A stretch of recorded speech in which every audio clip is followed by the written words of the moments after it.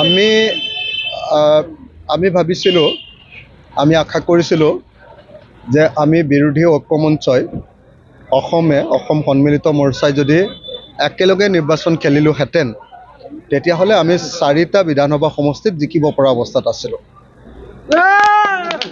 তো বিৰোধী ঐক্যমঞ্চই সেই 4টা বিধানসভা সমষ্টিত আমি জিকিব পাৰিলোহেঁতেন, কিন্তু কংগ্ৰেছে তাতকৈ বেছি ভাল কৰিম বুলি ভাবি 5টা সমষ্টিত জিকিব পাৰিম বুলি ভাবি তেওঁলোকে বিৰোধী ঐক্যমঞ্চ ভাঙি দিছিলে। এতিয়া কিন্তু দেখিছোঁ যে কংগ্ৰেছে ফলাফল ভাল কৰিব পৰা নাই। দুৰ্ভাগ্যৰ কথা যে কংগ্ৰেছৰ এই অহংকাৰৰ কাৰণে, কংগ্ৰেছৰ এই ভিত্তিহীন যিটো স্থিতি ল'লে তেওঁলোকে, সেই স্থিতিটো লোৱাৰ কাৰণেই আজি অসমত বিজেপিয়ে অগ্ৰগতি লাভ কৰিছে।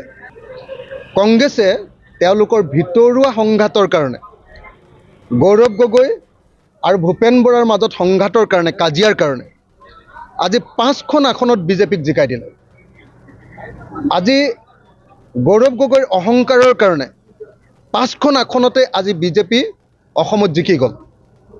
গতিকে ইয়াৰ পৰা আমি শিক্ষা এটাই ল'ব লাগিব যে 2026 চনত আমি আকৌ একলগ হ'ব লাগিব।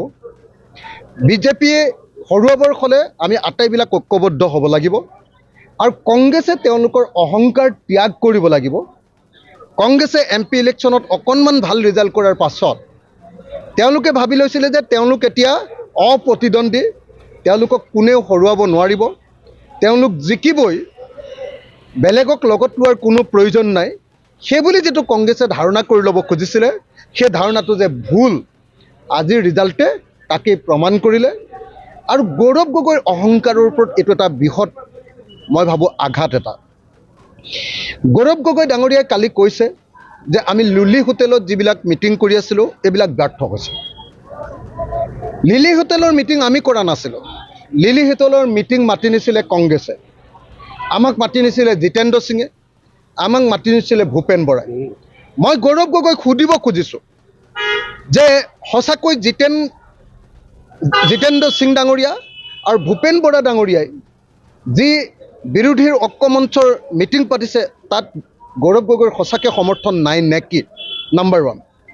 মই এই মুহূৰ্তত ভূপেন বৰাক সুধিব খুজিছোঁ, ভূপেন বৰা ডাঙৰীয়াই উত্তৰ দিয়ক আমাক, যে ভূপেন বৰা ডাঙৰীয়া, আপোনালোকৰ এজন নেতা, কংগ্ৰেছৰ সৰ্বভাৰতীয় পৰ্যায়ৰ লিডাৰ, লোকসভাৰ বিৰোধী দলৰ কংগ্ৰেছ দলৰ উপদলপতি গৌৰৱ গগৈ ডাঙৰীয়াই কৈছে যে লিলিত যি মিটিং পাতি আছোঁ এই মিটিং ব্যৰ্থ হৈছে।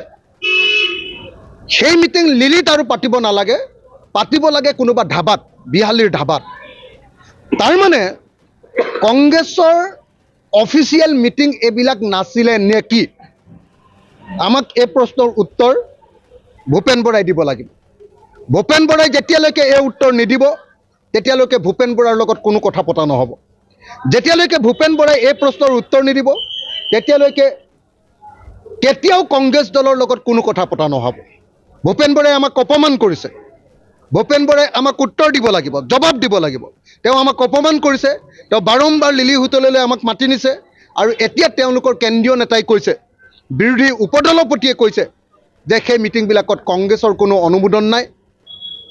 নিশ্চয় অনুমোদন নাই, কাৰণ সেইবিলাক ব্যৰ্থ হোৱা বুলি তেওঁ আনুষ্ঠানিকভাৱে ঘোষণা কৰিছে আৰু মিটিংবিলাক তেওঁলোকে ধাবাত পাতিব লাগে বুলি কৈছে।